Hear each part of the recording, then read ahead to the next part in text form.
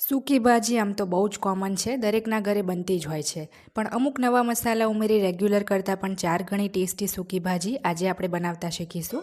અને ઘણીવાર એકદમ ગળે ડૂચા વડે એવી આ સૂકી ભાજી બનતી હોય છે, પણ સૂકી હોવા છતાં થોડી મસાલેદાર અને ઢીલી લચકા પડતી હોય તો જ એને ખાવાની પણ મજા આવતી હોય છે. તો ચાલો આજે પરફેક્ટ માપથી આપણે આ ચટપટી બટાકાની સૂકી ભાજી બનાવવાનું શરૂ કરીએ. તો એના માટે એક નાની ખાંડીમાં આપણે 1 ચમચી જેટલા સૂકા આખા ધાણા લઈશું અને ફક્ત 2 કાળા મરી લેવાના છે.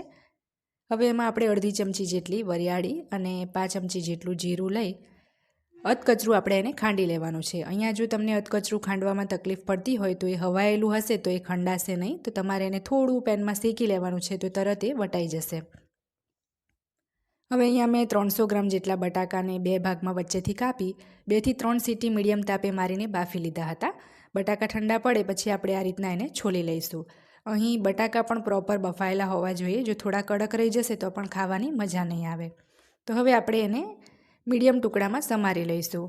અહીં બહુ મોટા ટુકડા પણ એના નથી રાખવાના, નહીં તો પછી પ્રોપર જે મસાલો છે બટાકામાં કોટ નહીં થાય.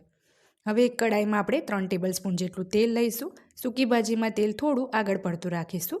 તેલ ગરમ થાય એટલે 1 ચમચી જેટલી રાઈ, અડધી ચમચી જીરું, જે આપણે મસાલો વાટ્યો હતો એ પણ ઉમેરી દઈશું. સાથે આપણે 5 ચમચી હિંગ ઉમેરીશું અને 1 સૂકું લાલ મરચું ઉમેરીશું. 10 થી 12 મીઠા લીમડાના પાન ઉમેરીશું અને સરસ બધું મિક્સ કરી 30 સેકન્ડ એને સાંતળી લઈશું. ત્યાર પછી તેમાં 2 મોટી ચમચી આપણે તાજા વાટેલા આદુ લસણ મરચાં ઉમેરવાના છે, જેની અંદર મેં 12 થી 13 લસણની કળી, 5 ટુકડો આદુનો અને 2 તીખા લીલા મરચાં લીધા હતા.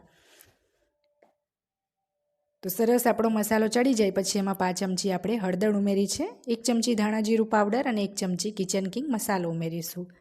હવે સરસ મિક્સ કરી આપણે મસાલા બળે નહીં એ માટે 2 થી 3 ચમચી એમાં પાણી ઉમેરવાનું છે. ઘણા લોકો આ જ ભૂલ કરે છે, ટીપું પાણી નથી ઉમેરતા, એના લીધે જ સૂકી ભાજી ઘણીવાર એકદમ ડ્રાય બનતી હોય છે, ડૂચા વડે એવી. તો સમારેલા બટાકા ઉમેરી સ્વાદ પ્રમાણે મેં મીઠું પણ ઉમેરી દીધું છે અને બધું જ આપણે સરસ મિક્સ કરી લઈશું. હવે આપણે આ સૂકી ભાજીને થોડું ખાટો મીઠો સ્વાદ દેવા માટે એમાં ખાંડ ઉમેરીશું. તો બહુ વધારે ખાંડ નથી ઉમેરવાની, 1 નાની ચમચી જેટલી જ અહીંયા મેં ખાંડ ઉમેરી છે અને અડધી ચમચી એમાં આમચૂર પાવડર ઉમેરીશું. લીંબુનો રસ પણ લઈ શકાય. તો સરસ બધું મિક્સ કરી આપણે અમુક જે બટાકા છે અમુક જ એને આ રીતના ચમચાથી જ મેશ કરી લેવાના છે. એવું કરવાથી મોટા મોટા એના ઢેફા નહીં રહે અને થોડી ડ્રાય જ પણ ઢીલી સૂકી ભાજી તૈયાર થશે.